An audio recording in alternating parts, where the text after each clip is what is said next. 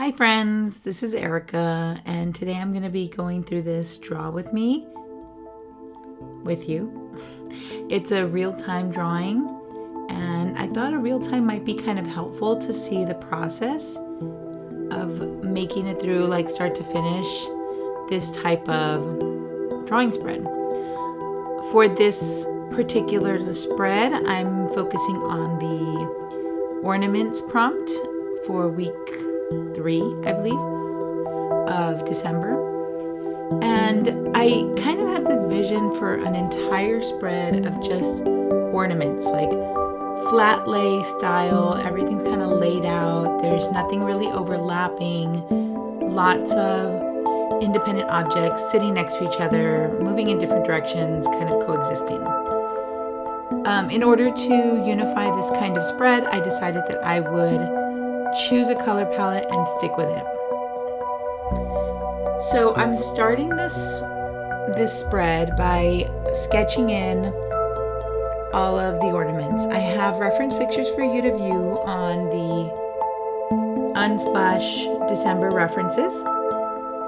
And I'm using those reference photos just to kind of guide me, but I kind of felt like this would be a fun opportunity to just kind of play with shapes. I also looked to my own Christmas tree for reference, but my ornaments are kind of wild, so they didn't really work for me on this one.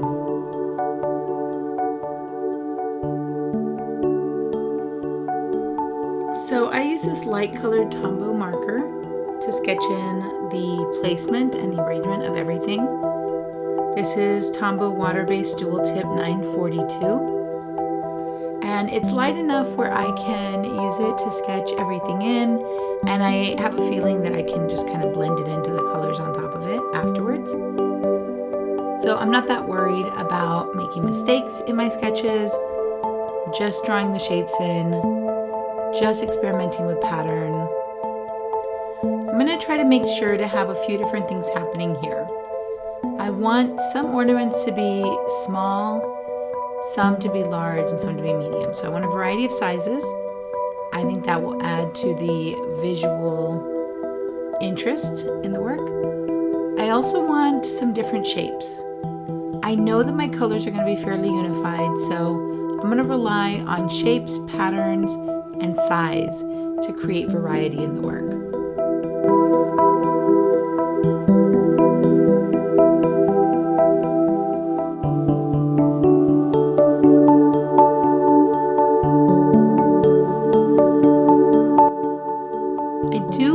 Reference images, but I kind of take it more like a suggestion. I use it for creating a little bit more authenticity in some of these drawings. I do think that there's quite a difference between drawing just imaginatively and then having a reference. I feel like for me, references always make my drawing stronger. Even if they don't necessarily look like the references, it gives me a point of realism to guide me. So sometimes I would include things in this drawing that I wouldn't necessarily invent in my own head, and they might be details that I never would have thought of, or things I wouldn't be willing to normally just challenge myself with. So my references are important, but they are not the be-all end-all. They're not the most important thing. Essentially, when I draw, I want the references to inspire me, but I want my drawings to stand on their own.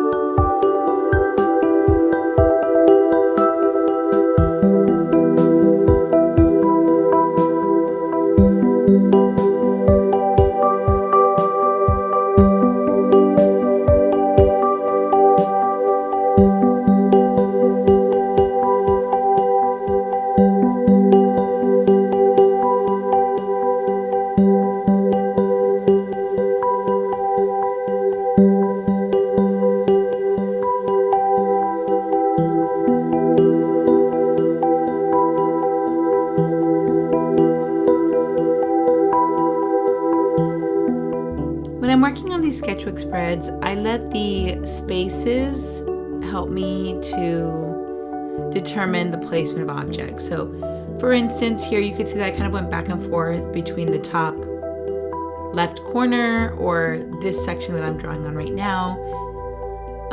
This was kind of me figuring out where things should go and where they would look best. And ultimately, I chose this ornament for this area because the shape of it worked more harmoniously.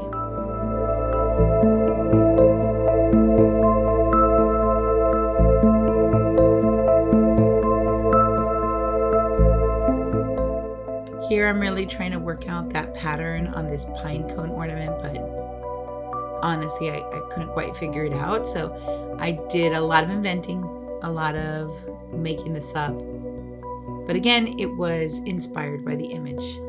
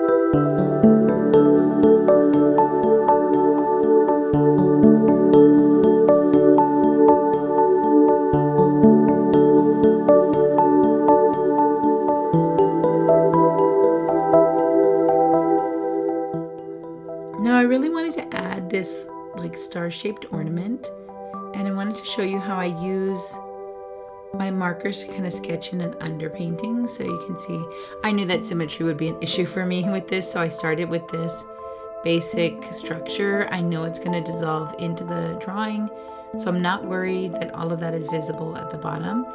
I'm not worried about mistakes or like incorrect lines, I think they'll just blend in. So I use my marker to just kind of sketch in the shape of this and kind of fill in all of the little edges here.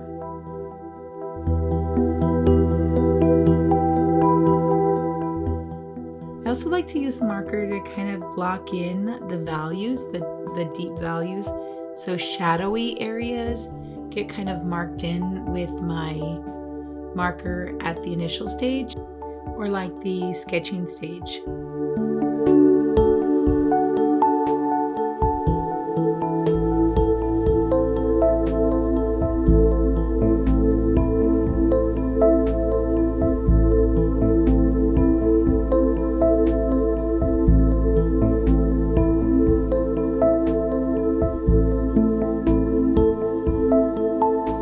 I also noticed that I am kind of removing sections of the video, and I want it to be really clear that those parts that I'm kind of like editing out are just kind of like dead time. I noticed that I spent a lot of time just kind of hovering over the paper while I'm probably looking at my reference images or toggling between my reference images to figure out what's going to happen next.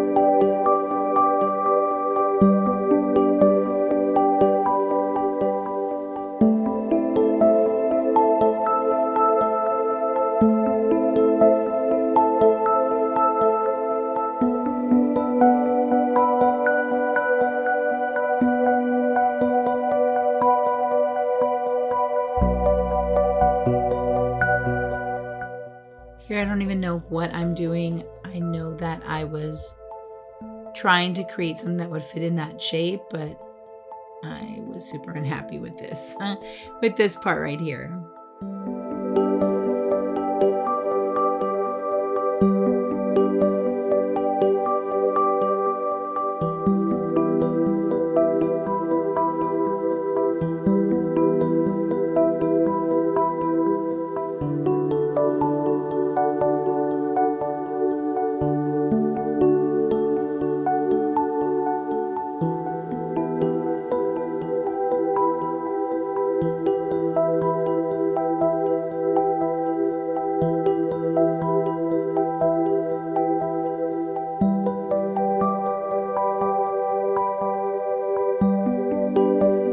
So now I'm ready to start adding some color in, and my method is simply that I like to start with the lighter colors that I plan to use. So this is a red ornament, and the ornament has some dark areas and some light areas.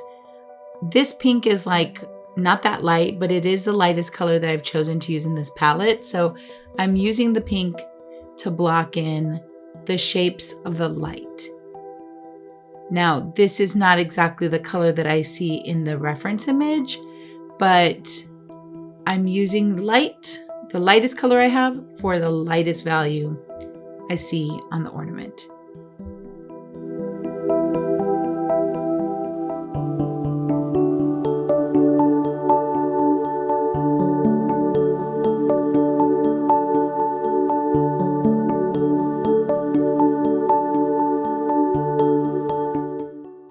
Now that I have the lights blocked in, I'm bringing in the red. The red is pretty dark, so I'm going to put the red down as the darker values. And I'm just working around the pink that I've already layered in there. This red will count as the dark parts. And not only that, but I'm going to add another color on top of it to create a little bit more depth on, even within those shadows. But key again is that I'm using the reference as inspiration and guidance, but it doesn't have to be exactly the same.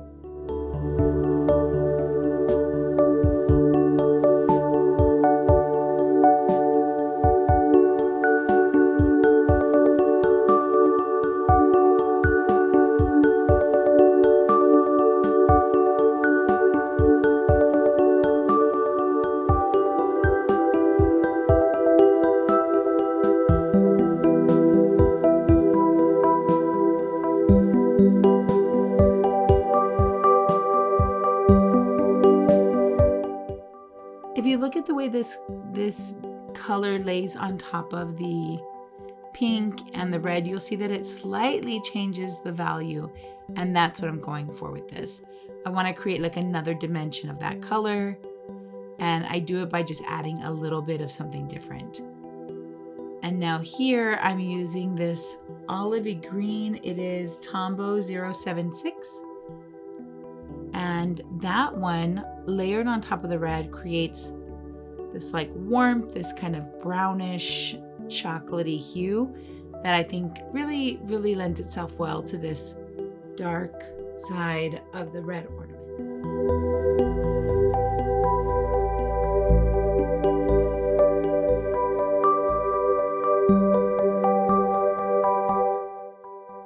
I do want to create a little bit of value in my ornaments or on my ornaments.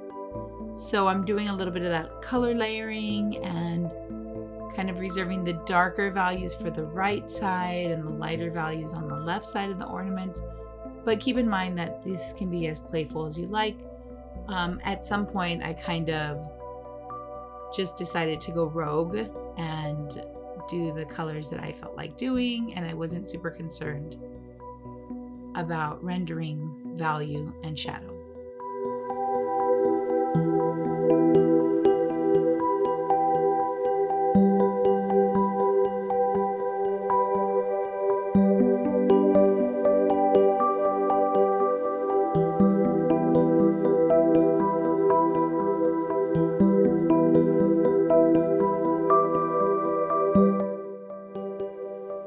I also like to use the color, the pink color that I'm using right now. This one is Tombow 803, and I like to distribute it. You'll notice that I kind of bounce between ornaments and I just lay that pink color in, and that's because I'm trying to create visual balance. I want to make sure that if I have some of this pink on the top right side, I want to also have some on the top left side. So my goal is to try to balance the artwork with color as well. I don't want to have all the pinks on the left side of the page and none of them on the right side.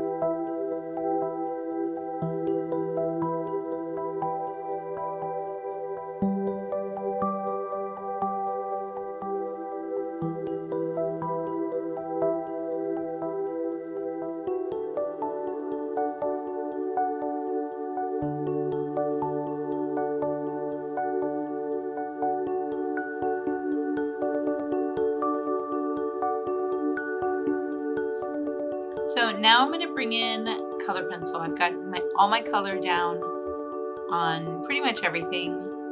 I have this black color pencil that I'm using.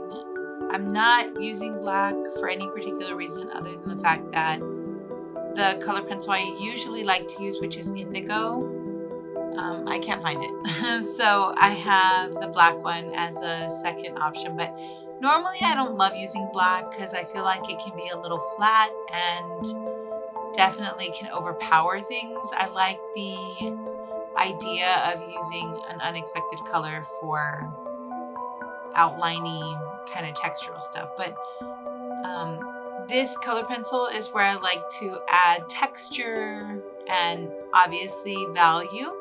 I'll do some shading in certain areas, but sometimes I just like to lay down some like scratchy lines.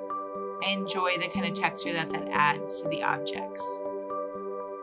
I also want to just point out that as I was recording this, the daylight was changing, so the light was getting dimmer in my studio, so that's why you're seeing some like color variations, and it's just because I may have had to resort to lamps at this point because it's getting a little bit dim. So you're going to see me adding texture to almost all of these. The texture is also inspired by the images, especially in this ornament in particular. I was looking at the reference image and it was quite bobbled. It had so many like crusted kind of gemstones and pearls on it. So there was a lot of like little textures that I was really interested in implying in some way.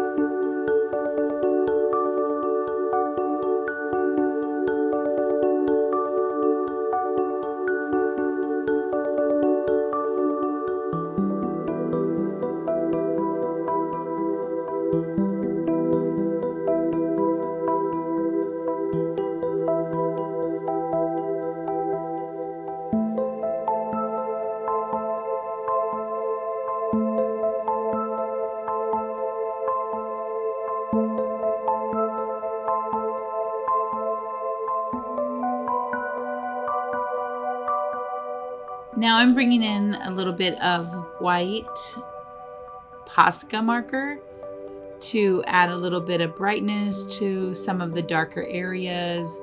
Also add some highlights to the metal pieces. I think the white is going to be a nice addition because it picks up on the white from the background page and helps to create like a sense of lightness. And I even feel like visually it's lighter, but I also feel like it feels like mentally lighter. It doesn't feel as like murky, the colors. The white adds a little bit of brightness.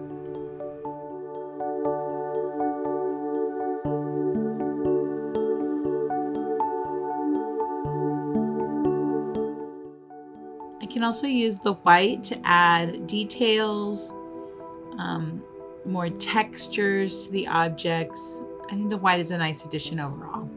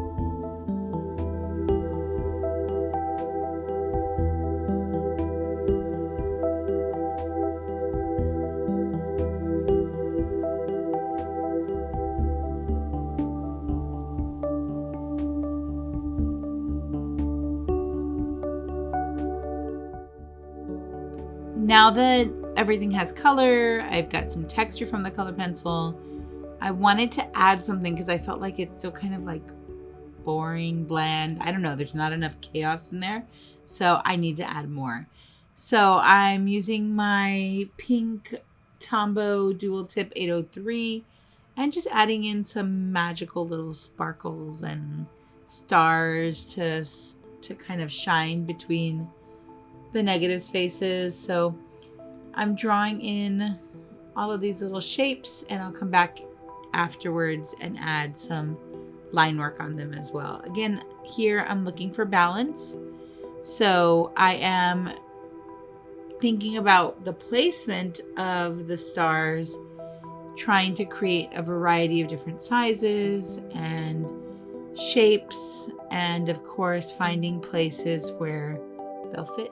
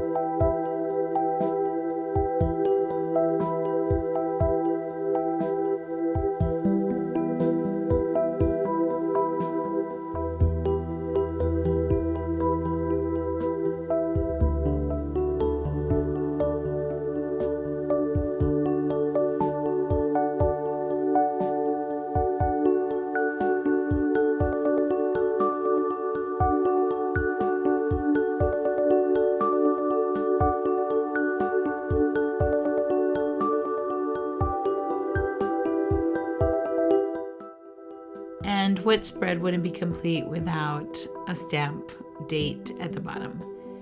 So I hope you'll try this spread. It was really fun to play with shapes and patterns. And when you have so much chaos from all of those shapes and patterns, it's nice to unify everything with color.